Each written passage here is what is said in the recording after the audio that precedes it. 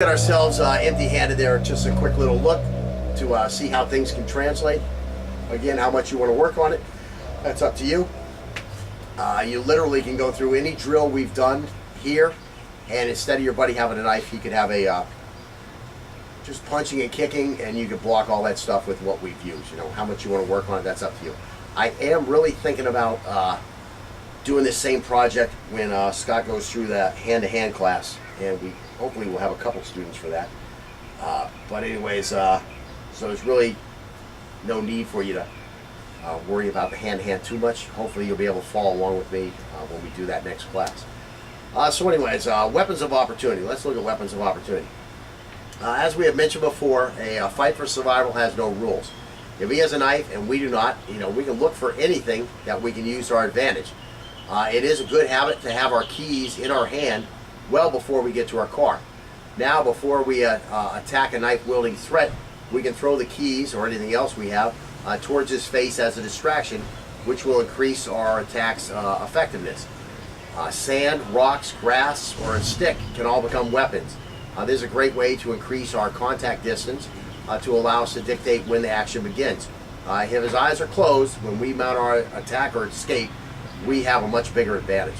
Again, I'll go back to a fight I had when I was in the Marine Corps. I just come back from being wounded in combat, and my hand was recuperating still.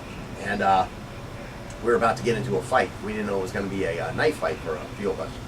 And as we were going back towards these guys, I probably used to go about $160, and 5'10", 5'11", $160. One of the guys who was with me was just not a fighter. He was not the fighter type. Yeah, he was in the Marine Corps, but for, you know, some guys get through the cracks. This guy was not a fighter. Didn't want to fight. Just a chill out kind of dude. And so anyways, he was with us, and he was shorter than me and maybe a little thicker than me, but probably about the same weight. Now, the other guy with us, again, was shorter than me, but this guy was one of them fucking fire plugs, man. Just, you know, had wrestled in high school. Was always beating somebody up in the barracks, that type of stuff. Him and me had jumped in a ring one time, and he tried to beat me up, and what happened was I just avoided his huge freaking haymakers, and finally wore him out where he got tired, and when I came in for the attack, he quit. So that used to be one of my big things, was always my endurance. So anyways, this guy could fight. He beat up almost everybody in the barracks. Anybody who ever gave him shit, he would try to give them shit. And we had come to a mutual respect thing between the two of us, so we were buddies. So anyways, we had been out at a club drinking, coming back, and some stuff occurred, and all of a sudden we're lined up against 3 other guys. And all of us are smaller than their smallest guy. You know, that's just, you know. And again, why do people pick fights? They don't pick fights against people that they think they're going to lose to.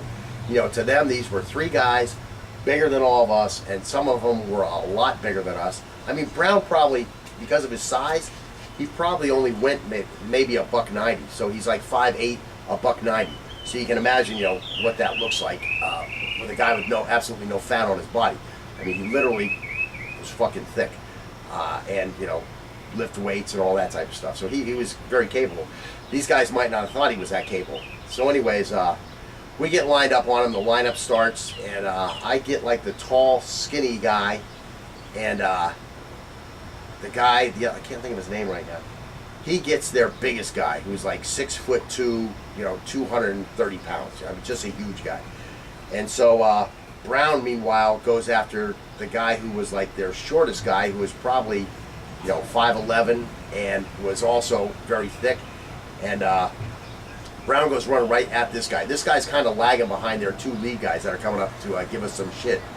And so as we start to line up, I just reach down the ground and grab a handful of whatever I can. It was frozen ground, so I couldn't get much, but I got a little bit of sand off the top and a little bit of grass. So I got that in my, which hand did I have it in? I had it in my left hand, actually, because my right hand was so messed up. So anyways, all of a sudden I hear my nickname called, and he's got a knife. So of all the things, they're the biggest guy. The biggest guy of the 6 of us, by far the biggest guy, he brings a knife. He pulls his knife out, and he tries to skewer my buddy, whose name was Glass. Now I remember his name. His name was Glass. So he tries to skewer my buddy, and I hear, you know, he's got a knife. So as that was happening, I'm throwing we were talking to these guys, and I could see this fight ain't going nowhere. So I'm throwing this grass in the guy's eyes in front of me, and I step behind his leg, and I clothesline him, and freaking I slam his head into the ground, and it's like, you know, like that hollow coconut slamming on the solid ground. It's like a goop when his head hit, and this guy is finished. He's done. So now I'm turning, and I see the sharp point of a knife coming towards me. Okay. Now I was very fast when I was young. I mean, I'm 53 now, and I'm fat and overweight, and I'm very slow compared to how I used to be. But I used to be like greased freaking lightning. Okay. So anyways, this knife is coming at me, and I'm able to, you know, like step and drag out of the way. I'm like in a rear type taekwondo stance. And so now this guy comes and tries to stab me again. I skip back away from him again. He tries to stab me again. Skip back. And this is when I first start realizing that these knife techniques I've learned, you know, this X block down and this X block up, fucking aren't working. You know, the reactionary phase, you know, the distancing, it's just not like it was in the dojo, where I knew at this point he was going to come in with this stick or this rubber knife, and I was going to be okay. When I did this technique, it wasn't working. So I just keep hopping back from this guy, and he must have tried to tag. I don't remember. It was at least 5 times.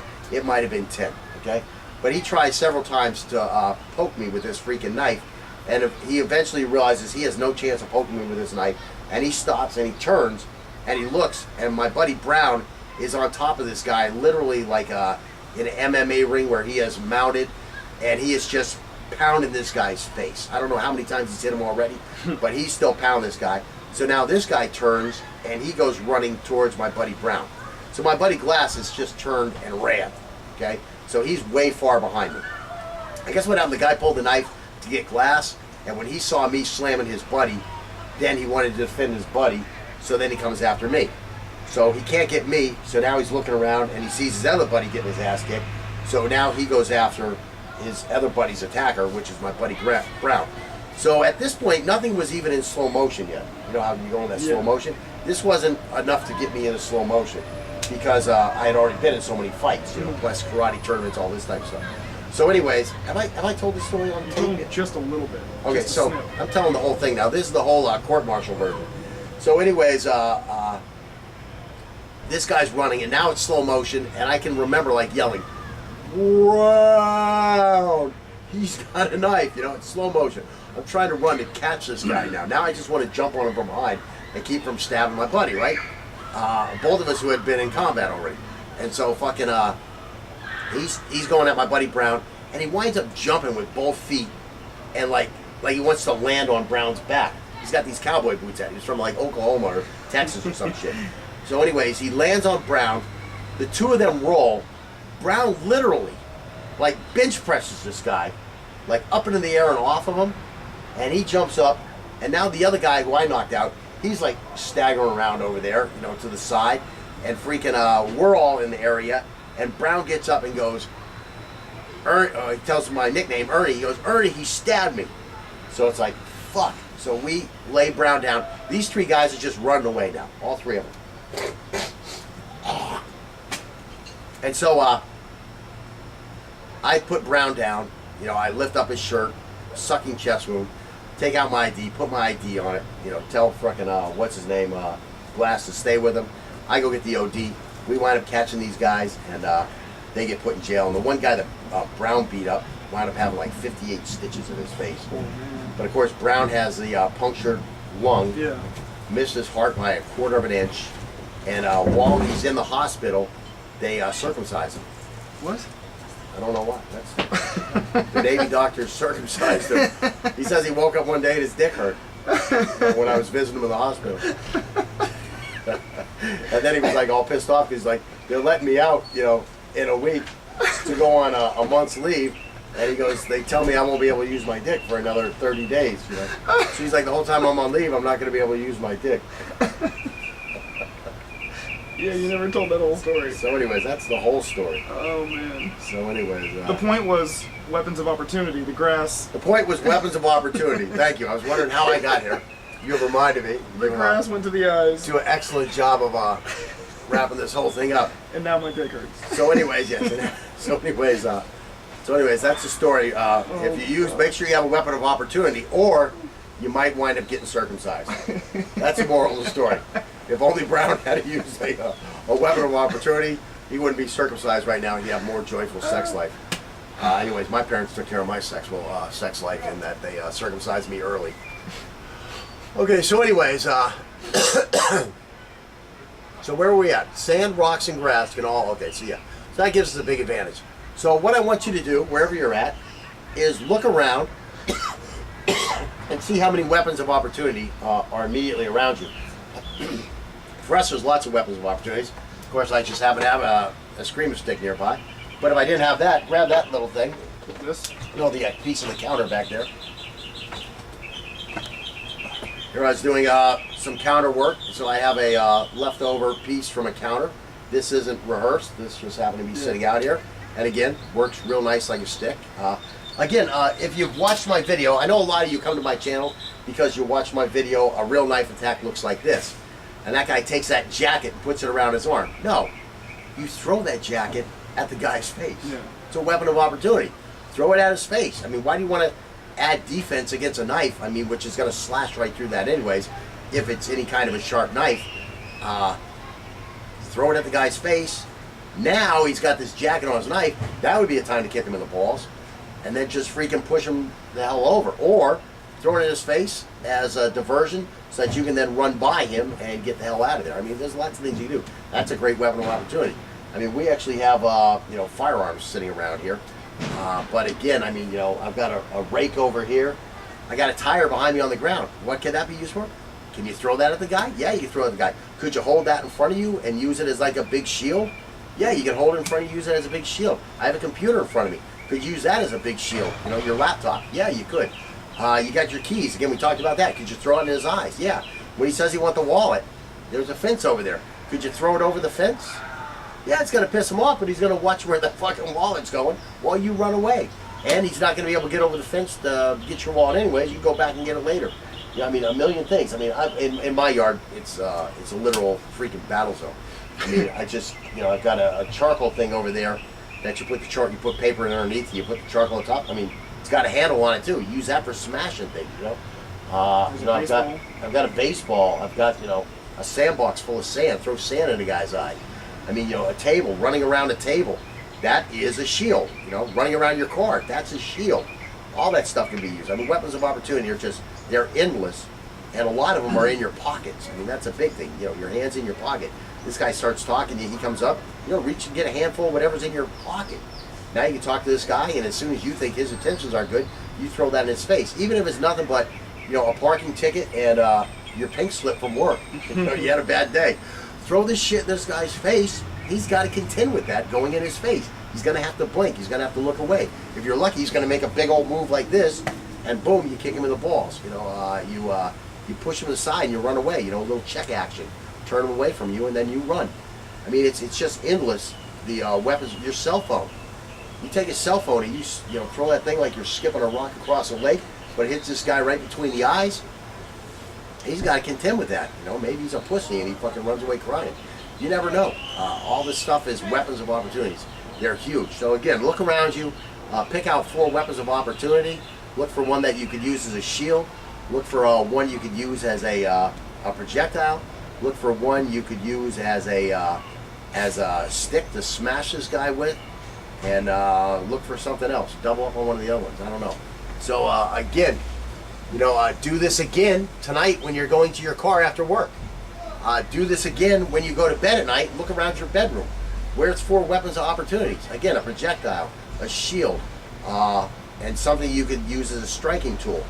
The other night I was out here dry firing, and this tire over here was just standing up against the other ones. My kids grab the tires, they roll them around, all kinds of crazy shit. The tires are always in different places. So anyways, this tire, out of the corner of my eye, all of a sudden looks like a dog is stuck into my yard and is looking at me. And I mean, I literally, immediately, the way I'm trained, I leap into action. Even though I'm out here by myself, it's dark out, and I'm dry firing on my computer program for dry firing, and all of a sudden I'm reared back like this, ready to freaking use this, because I know there's not a bullet in it, there's just a snap cap in there. I'm getting ready to use it as a striking, bludgeoning implement. Gonna knock this dog's teeth out when he comes flying at me. But it's just a tire, so okay. Well, let me finish my drill here. So, anyways, so again, in your bedroom, in your where you park at work, when you stop at a gas station, look around. Where's some weapons of opportunity? I mean, you got Squeegee? Yeah, you got that squeegee stick over there. If a guy has a knife, you know, that's something that you can get between him and the knife. Again, you can flick the water at his face. I mean, you can grab napkins out of the thing and throw it at him. Hey, you got that gas thing. You got your projectile. You know, fire him up with gas, and then turn on your cell phone and throw your cell phone at him. That could torch him. That'd be a good weapon there. I mean, your gas cap lid. Yeah. There's a good projectile right there. Again, you got your keys in your hand. Your door. He's between you and the door. Start bludgeoning him with the door. Slam him with the door. Again, you're at the grocery store. You're walking through the grocery store. I mean, it's projectile freaking Very unlikely to happen, I would say. But get attacked at a grocery store. That guy at the Walmart the other day shooting people. what? The guy at the Walmart drove his car in and got out with a knife and started cutting people. There was some guy like that. People get shot at Walmart. This is a crazy world nowadays. That's why I'm saying you got to be ready for this stuff. You don't know what's going to happen. Love Walmart. I mean, you know, in Costa Rica, a guy could come running out of the jungle at you with a knife. Okay. So you got all that sand. Why would you want to go hand to hand with this guy? Why would you be worried about disarming him? Grab a handful of sand and throw, you know. I would shove sand so far into his eyes. Yeah, I mean. I would get him. Yeah. And after I took that knife, I'd start shoving that sand right up his ass. Yeah. I'd make the hole nice and big with the knife. Go back to the jungle, sir. So, anyways. You want me to stop this? Yeah, that's we've rambled again.